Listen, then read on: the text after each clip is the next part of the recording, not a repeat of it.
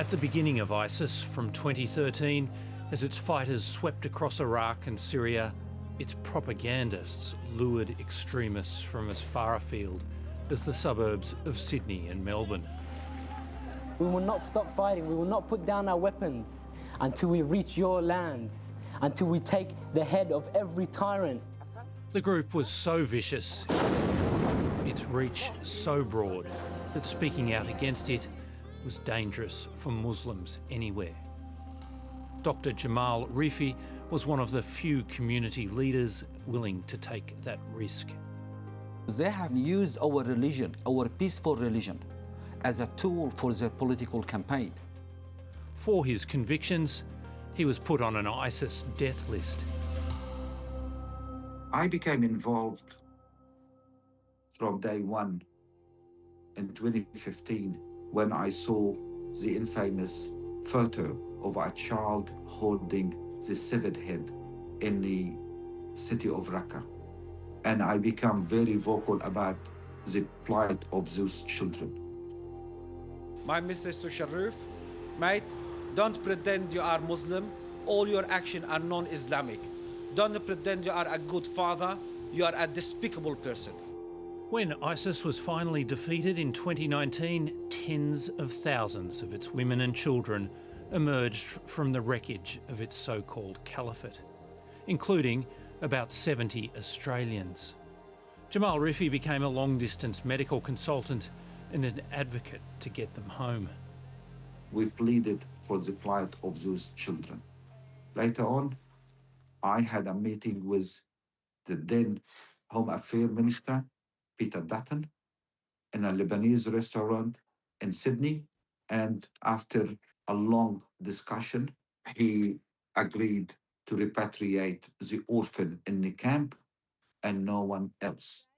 The orphans came out in June 2019.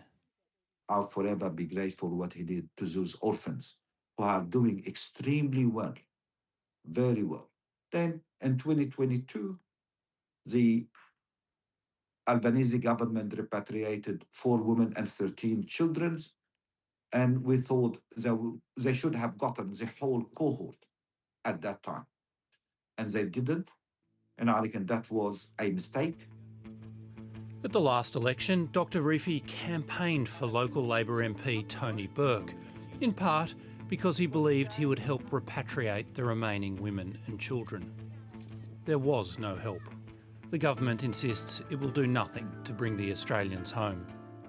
My mother would have said, if you make your bed, you lie in it. These are people who went overseas supporting Islamic State. We're only talking about dealing with 11 women, for God's sake. If they've done something against the law, try them. Put them through the justice system. But look after the kids at the same time. 23 kids, minors, and rehabilitation. It's very easy for them. Reintegration into community and society. The women and children are entitled to Australian passports. Other than a temporary exclusion order, there isn't a legislative power to be able to stop an Australian citizen from entering Australia. Over the past 6 months, Dr. Rifi helped the group obtain Australian passports and win permission to leave the Al-Roj camp. Then he flew with the documents to Damascus. All that was left was for the women to cross the lines from Kurdish-controlled Syria into territory held by the Syrian government. For the plan to work, they had to move quickly and quietly. But the media was tipped off. Regarding the women that are trying to travel from Syria to Australia, has a security threat been made about them, and if so, what is it? Well, we monitor all of these issues, but we are not repatriating these people. Dr. Rifi says Syrian officials knew that Australia did not want the women to come back. When the Prime Minister said what he said, their response was immediately, that's your Prime Minister. These are citizens of Australian citizens. They have their passport. If he doesn't want them, if he doesn't want to help them, why should we? So just to be clear, you're saying that the regime in Syria told you that because of Anthony Albanese's comments, they would not let this group out of Syria. Because of Anthony Albanese's comment, they felt as their prime minister, he doesn't want to help them. Why should the Syrian help them? And who told you that? High official in the Syrian government. However, it appears the first public comments by the Prime Minister came after the women were turned back. It was a shattering moment for all of us involved. It was devastating for the women and the children, and it still is, I might say, still is. Jamal Rifi has not given up. He's speaking to 7:30 from Tripoli, Lebanon, where he's had another battle to fight. In 2021, Dr. Rifi was sentenced in absentia by a Lebanese court to 10 years jail.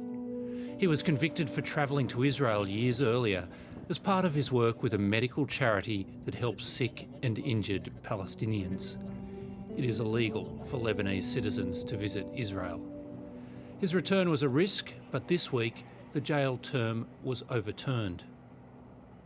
I have to pay a fine because I went into Israel without a permission. So, and it was about 500 and something Australian dollars, and I was quite happy. A speed fine in Australia is more expensive than that. With the legal battle finally behind him, Dr. Rifi says he can concentrate on the plight of the Australians in Syria. Hopefully we'll get them into a safer place than what they are, better place, and there is nothing better in the world than Australia.